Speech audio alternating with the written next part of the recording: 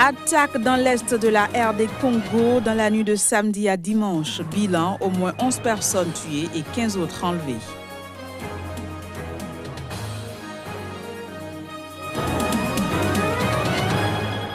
Des milliers de personnes ont manifesté en Guinée-Bissau. Objectif appelé à la transparence du recensement électoral que d'aucuns qualifient de frauduleux.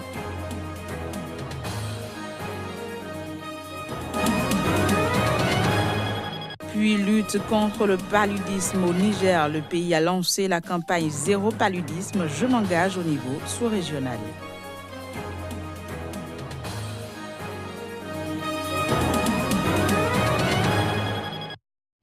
Bienvenue à toutes et à tous dans cette nouvelle édition de l'information sur Sika TV. Des rebelles ougandais des forces démocratiques alliées ont mené une attaque à Beni dans l'est de la République démocratique du Congo dans la nuit de samedi à dimanche. Bilan, au moins 11 personnes tuées et 15 autres dont 10 enfants enlevés. Les images. L'est de la République démocratique du Congo a connu des scènes de protestation ce dimanche.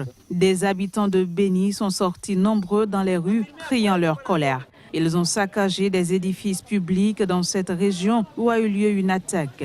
Orchestrée par des rebelles ADF, l'attaque s'est soldée par au moins 11 morts et 15 personnes enlevées, dont 10 enfants. Nous n'avons qu'une seule envie, que les militaires congolais et les casques bleus dégagent de cette région. On a observé beaucoup de désordre. Si un autre groupe nous vient en aide, quelle que soit sa provenance, pourvu que nous soyons en sécurité, que nos militaires se retirent pour le moment, on n'a plus besoin d'eux.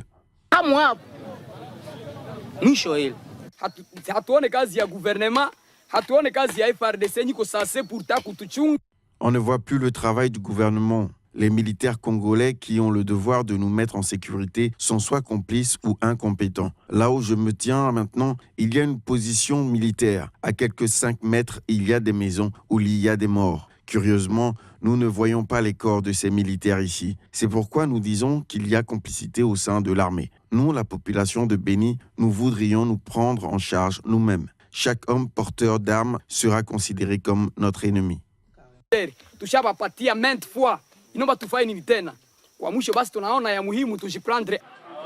Le bilan de l'attaque pourrait être revu à la hausse.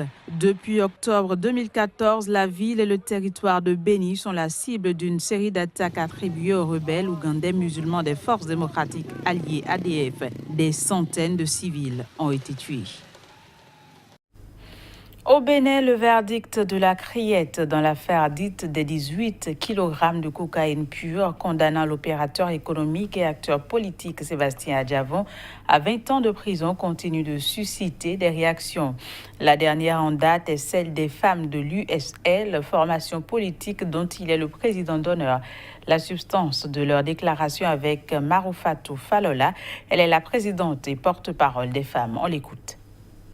L'acte posé par la criette contre Sébastien Adjavon est un acte contre toutes les femmes du Bénin. Femmes USL, femmes béninoises, nous connaissons notre fils, notre frère, notre père et notre bienfaiteur. Nous savons ce que Sébastien Adjavon fait pour nous, les femmes, depuis des années. Nous savons ce qu'il veut pour nous. Nous sommes des mères et nous sommes aujourd'hui blessés de voir que le bienfait par notre fils est récompensé par le mal. Mes chères sœurs, femmes USL et femmes béninoises, nous connaissons nos bourreaux. Faites-les connaître. Informez toutes les femmes. Invitez-les à se tenir prêtes pour faire le ménage dans notre maison Bénin et à la rendre propre comme elle l'était depuis 1990. Pour cela, le premier acte à poser est de se rendre dans vos centres de vote avant le 25 octobre prochain pour vérifier vos noms et vous assurer de votre carte d'électeur.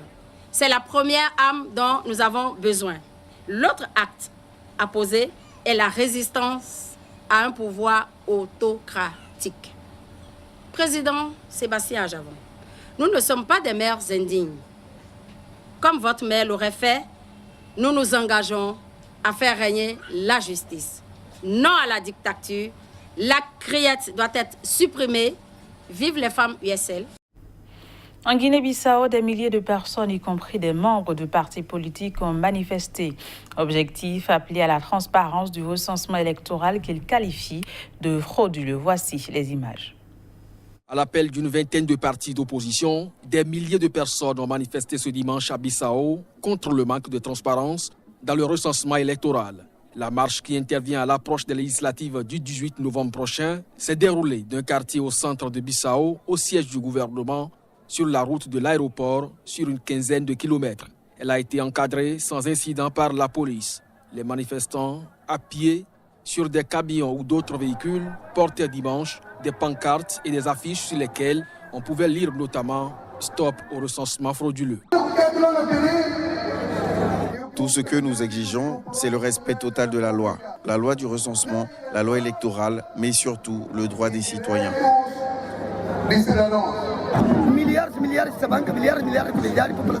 Des milliers de gens ne sont pas encore recensés. C'est trop insensé. C'est pourquoi nous sommes descendus dans la rue pour manifester. Le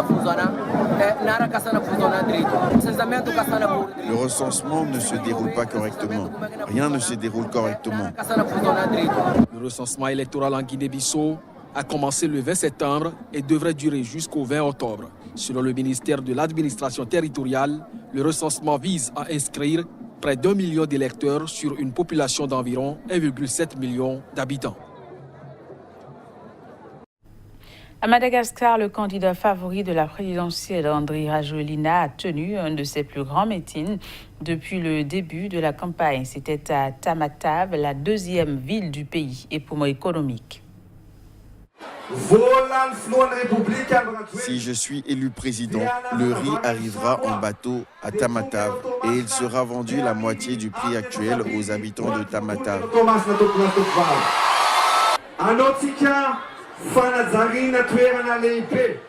On va créer un grand espace de plus de 200 hectares pour des industries qui généreront 20 000 emplois pour donner du travail aux jeunes.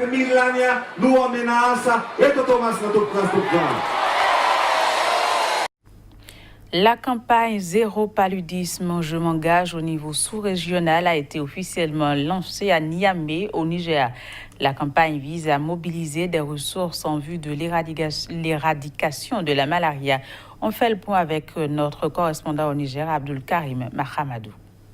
Placée sous le parrainage de la première dame Aïssata Issoufou, présidente de la fondation Gourivi Meilleur et ambassadrice de l'initiative Zéro Palu Je m'engage, la campagne qui vient d'être lancée vise à éliminer le paludisme sur le continent africain grâce à l'amélioration de l'accès pour tous aux moyens de traitement, de diagnostic et de prévention de la maladie, mais aussi avec l'engagement des mouvements populaires, notamment les communautés, les chefs religieux, le secteur privé, les dirigeants politiques et d'autres membres de la société. Le ministre nigérien de la Santé publique a salué cette initiative qui constitue une opportunité pour le Niger. À travers la mise en œuvre de la campagne Zéro Palu Je m'engage, le Niger sera en mesure de renforcer ses capacités en termes de mobilisation des ressources financières nécessaires pour mettre un terme au paludisme de notre pays. Face au problème de santé publique qu'est devenu le paludisme, la communauté internationale plaide pour une mobilisation plus accrue pour atteindre l'objectif zéro paludisme. Comme vous le savez peut-être, le partenariat RBM pour en finir avec le paludisme, c'est la plus grande plateforme internationale qui regroupe à la fois des pays impaludés, mais aussi des organismes internationaux, des partenaires tels que UNICEF, l'OMS, etc., etc. Alors c'est une coalition. C'est une coalition qui travaille ensemble pour assurer que, les besoins des pays empaludés sont de l'avant.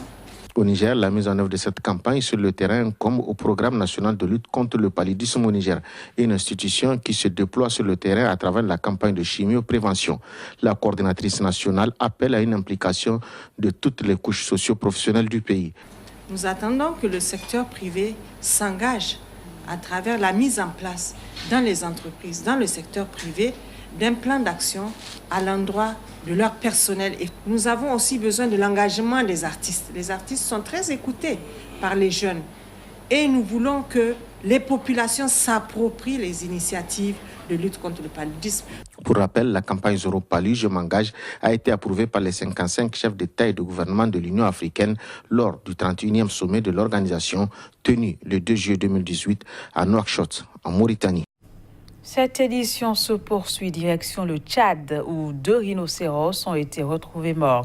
Ils font partie des 6 rhinocéros noirs sud-africains réintroduits en mai dernier dans le parc de Zakouma dans le sud-est où ils avaient disparu il y a près d'un demi-siècle. Le reportage pour en savoir davantage. L'ONG de protection de la faune sauvage, qui gère plusieurs parcs naturels en Afrique, a indiqué dans un communiqué que 2 de ces 6 rhinocéros noirs sud-africains réintroduits en mai dans le parc de Zakouma, dans le sud-est du Tchad, où ils avaient disparu il y a près d'un demi-siècle, ont été retrouvés morts à la mi-octobre. Cependant, la cause exacte du décès n'est pas encore connue. African Parks précise également que les 4 autres sont toujours vivants et font l'objet d'une surveillance étroite. La réintroduction des rhinocéros devait constituer l'amorce d'un nouveau foyer de rhinocéros noirs, le dernier spécimen de cette espèce ayant été observé dans la zone en 1972. En 2011, le Tchad et l'Afrique du Sud ont signé un accord de coopération visant à protéger la biodiversité et à assurer la survie à long terme des espèces animales menacées à Zakouma. Après 7 ans d'efforts, il a permis d'y réduire quasiment à néant le braconnage, autorisant ainsi la réintroduction des rhinocéros. Avant le Tchad, des rhinocéros noirs ont déjà été expatriés au Botswana, en Tanzanie, en Zambie, au Malawi ou au Rwanda. Puis à Taïwan, la présidente a demandé une enquête rapide sur les causes du déraillement d'un train dans le nord-est du pays qui a fait 18 morts. Cet accident ferroviaire est le plus grave enregistré sur l'île depuis 27 ans.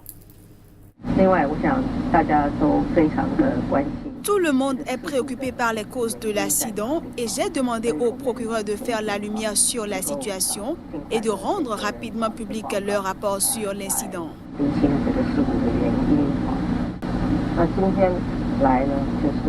Je suis venu ici aujourd'hui pour voir la scène de l'accident et aussi dans l'espoir de rendre visite aux victimes et leurs proches dans les hôpitaux pour leur faire part de mon soutien et de mes condoléances.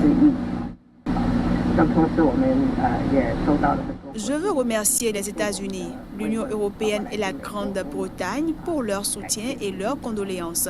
En ces temps difficiles, prions tous ensemble pour les victimes.